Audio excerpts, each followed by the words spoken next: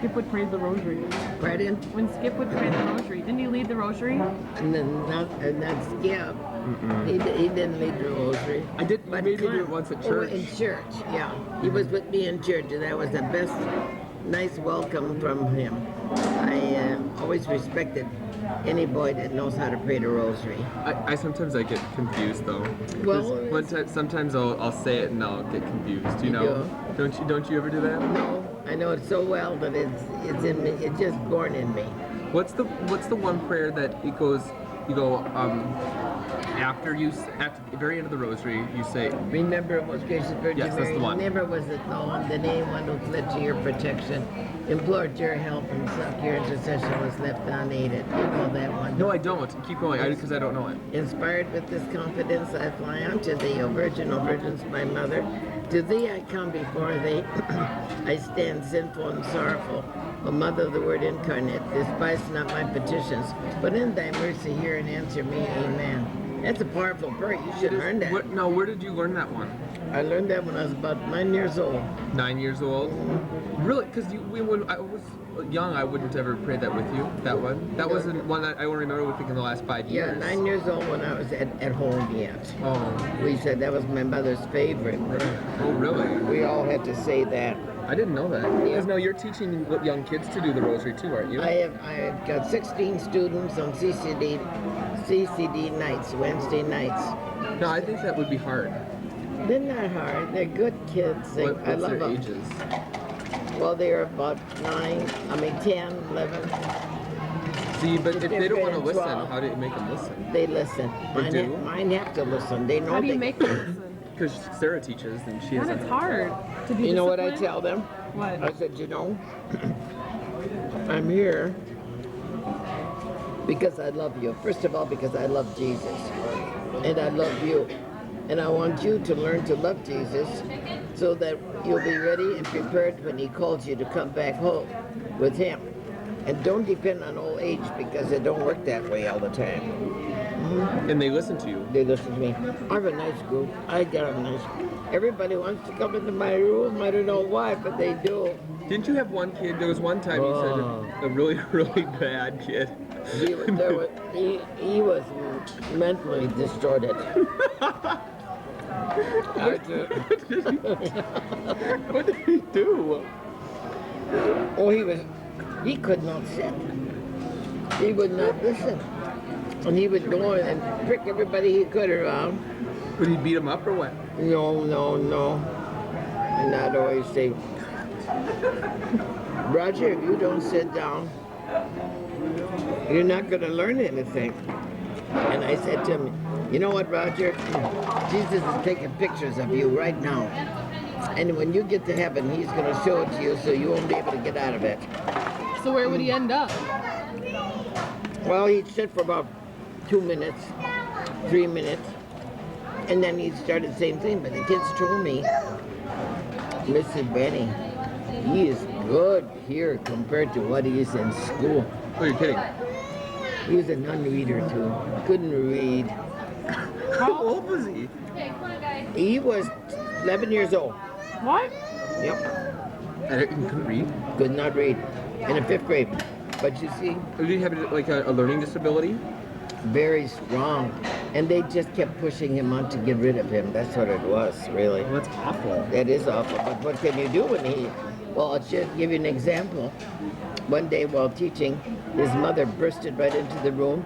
She walked right over to him. And you know what he was? He would always bring something to irritate you. He brought his earphones and a music thing in front of him. And she came over there and she grabbed that music box out from him and pulled it right out, and he started screaming, I hate you. The mother did that? The mother did that. Okay. And he started screaming, I hate you, I hate you, I hate you. And we all chimed in, you cannot talk like that to your mother. My goodness sakes. Who's were you all? My children. Kids? Oh, wow. They all, Okay. you know. And then she left the room by saying, oh, Mrs. Brady, do with him whatever you can. Do with him. So then I found out, he said, I hate my dad too. He said that? Mm-hmm. But the dad wasn't there. They're divorced. That's what let it out. That's awful. Yeah. How long do you teach then? For an hour? An hour. And what'd you say, Wednesday nights? Wednesday night 6:30 to 8. So what specifically do you teach? I'm interested. I don't know because I don't remember what I learned in that time frame. Well, right now You- we're on the sacraments. Okay. And so they know about baptism and Holy Communion. Anointing of the Eucharist, sick and That's right.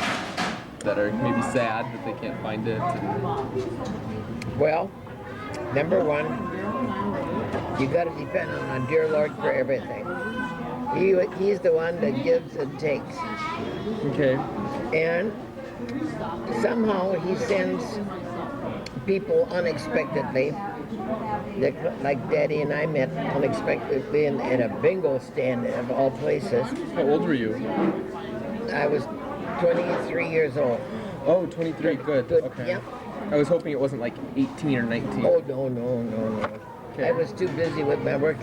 You know, as an assistant county superintendent of schools, I had a lot of work to do. Mm-hmm. And then I was going with a highway patrol man, and I actually fell for his, Skipper, I hate to tell you this, but I fell in love with his suit, his outfit, more than anything I did. And his office was just below my office. So anytime he wanted to take me out to dinner, I went because I was tired of cooking for myself. So I went. But, But you liked his suit. You I didn't love- like him? I liked the suit better than I liked him. Was he good looking? Yes, he did. But he was not of my faith. Ooh, what was he, Lutheran? He was Lutheran. Was that Yeah. a big problem? Yep, with my mother and dad, very seriously. It was a great big problem. I'll tell you what happened. The first time I brought him home to introduce him to my parents, my mother was sitting on a rocking chair, Skip, and I no more than start introducing him to her. She just said, "How do you do?" Went to her bedroom and slammed the door. Oh my You're god. kidding. I'm not. That was it, right then and there. And she did that to be abrupt. So she wanted me to know not to bring him home again. But then, of course, when I met time at that bingo stand, that just sort of. So, So were you looking for love when you met Grandpa? How should I put it? Not exactly at the time, because I think I told you I wanted to be a nun too, you know. And there was a big dispute between me and my sister, Charlene, Teresa. And she I went to Mother Anastasia, I knew her real well. And when Teresa heard that I was going to go, she said, "No, you cannot go, I'm going to go first. And if you don't let me go, I'm going to stay out and be a bad girl." And I said, "Oh, Teresa, don't say that to me." And my boss heard that, because I had my own office inside. That was the inner troublesome shooting office, where we had to always settle disputes with the teachers and stuff. And he was in that and he overheard that. So then she did become a nun, and I stayed out because my mother was very sick, and there was a lot of medication, and I helped to pay for the medical bills and things like that for her. We were poor, but I'm not ashamed to say it because it taught us all a great lesson. We appreciated everything and everything. So when meeting Clem, it got to be, then he asked me to go, and my brother said, "Why don't you go with Clem Brainy here?" See, I played bingo, and then he said, and I didn't win, but when my brother and his wife were leaving, I left too. I wanted to leave too. And Clem says, "Play this one on me," because he was distributing the cards. Grandpa was. Grandpa was. And I sat down and played, and gosh darn it if I didn't win. And he said, "What would you like?" And there was all kinds of doilies and things there, pillowcases. And he thought I was going to take one. And there, every time my dad brought me to work, we had tire flats. Oh, every time? Almost. Why? Almost. Because it was in the years where tires and rubber was, those were the warriors, you know. And that was all restricted. So he'd have them patched up and things like that, but it didn't last. So I said, "I want that car inner tube." And he said, "What?" Grandpa says that. I said, "I'd like to have that car inner tube." And he said, "Are you sure?" I said, "Yeah." And so he reluctantly gave it to me, you could see, and I ran to my brother and I said, look what I got, I want. And he looked at it and he said, oh my God, Mary, why did you take out a car in a tube? He said, you know what, this is an inner tube for a truck. And of course, how did I know what the difference were in types, inner tubes or anything? And he said, besides, if he wanted to take you home, he wouldn't take you home because he'd think you had a car. He's got a brand new black spanking new Oldsmobile. Grandpa did? Where'd he get Grandpa that did. money? He had it. Cleb, had that. From the funeral home? I don't know where he got Because he it didn't from. have the funeral home yet. No, well, he had the funeral home building there, yeah. But We did? The building Oh, was I didn't there. know that. Mhm. Oh. He had the building there, but my brother. Where'd he get money for a car like that? Well, my brother, I don't know. Well, let me tell you, there was a lot of things when I got married to Clem. There was debts too, Oh. So I continued working. And the first year we were married, oh, I gotta tell you about that car, and you're gonna laugh about that. So he calls me up in my apartment, and the house lady says to me, Mary, you have a friend here wants you on the phone, but his voice sounds differently. And I picked it up, and he said, this is the bingo stand man. May I take you out tonight and you have some ice cream? It was a nice warm evening, nice for ice cream to share and then drive. And I'm thinking all the while in my head about that black spanking Oldsmobile and the one. So I thought, well, pretty nice. So anyway, I said, why don't you come to church with me? And he said, he hesitated, and he said, not for the first time. I'll meet you in the belfry. I'll meet you in the back. To go to church on a first date is too much? Yeah, he thought that was a little bit muchy. So Going to church on a first date is too much. Yep, on the first date. So he waited for me to get over the services and go fast to the belfry so he could pick me up from there, and he did. So we walked along those cars on that sidewalk, and what do you suppose he did, Skip? I think I told you, if you remember. He put me in a car. That wasn't his. That right? was not his. That's right. And it was an old jalopy car. And he said, what do you think of this? And I just politely said, well, I suppose it'll have to do. You said that? I did. I said, I suppose it'll have to do. And then people started coming out of church, and he said, oh my, we better get out of here before we get told off or something. So he took me about 3 more steps, and there was that black spanking Oldsmobile. And when I got into that car, sweetheart, you know what I said to him? He said, well, what do you think of it? And I said, that's more like it. Oh, Grandma. Rare. Yeah, you're a little sassy, little Sasquatch there. I was too outspoken. But honestly, I was always truthful. But if you weren't outspoken, maybe Clem wouldn't have liked you so much. Yeah, I was. He always did tell Now, him. what if he hadn't pursued you? Would you pursue him? No. Do you think it's okay for a woman to pursue a man? Nowadays they do that, but Yeah. in our day it was considered a no-no. Do you think you could do it? No. What if you really, really loved a guy, or something just about him was really attractive to you, and you wanted him to pursue you? Wouldn't you pursue him a little bit? I would. I'd probably do things, go where he is, sort of to bump into him. So you just kind of like, Very casual. Very casual. but you would never like call him or. No. Would you ask him out? Never. Do you No, think no. it's okay for like a younger woman now to do it?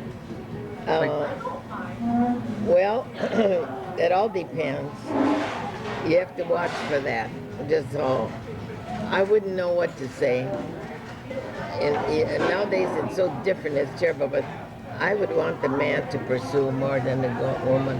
I really do. But you hear all these stories about like guys who pursue girls, that the girls aren't really interested, and then before you know it, they end up married because the guy like tried to get the girl, you know? Yeah. But what if the same could happen if the girl was trying to get the guy? You know, look at that's all that missed opportunity if a girl just keeps saying, well, I'll wait for the next guy to pursue me. I still think it's better if a man pursues the girl. Okay. I really do. So there's so many girls out there and guys out there that don't have boyfriends and girlfriends and are getting married and they're sad and depressed. I know. But you got to know that marriage is a lifetime deal. It's not supposed to be an overnight divorce thing, you know, like they're doing today. When you when you get together, you should pray together. Clem and I went to church a lot together after we got more, you know, acquainted and everything. And like I've said before, if neither of you can stand praying together, forget it. Because a family that prays together stays together, you know. So your advice to someone is just to pray. Gotta pray.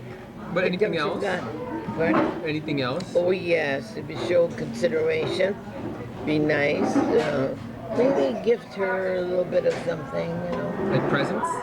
Well, not elaborate presents, some Flowers? flower. So, Maria's guy was a flower man. Really? Oh yeah, he sent her a rose or two. She was in Kansas City when she was still school in nursing yet, but she knew that her dad told her there's nothing. You finish your education first. Because when they met, Jim was in Kansas City, He was in Kansas City, but he came to Carolina for a wedding for his brother. and so they met there. They met at the dance hall. So their relationship started long distance. Yeah, and in the dance hall, Maria didn't even want to go to that wedding because she wanted to study for her tests.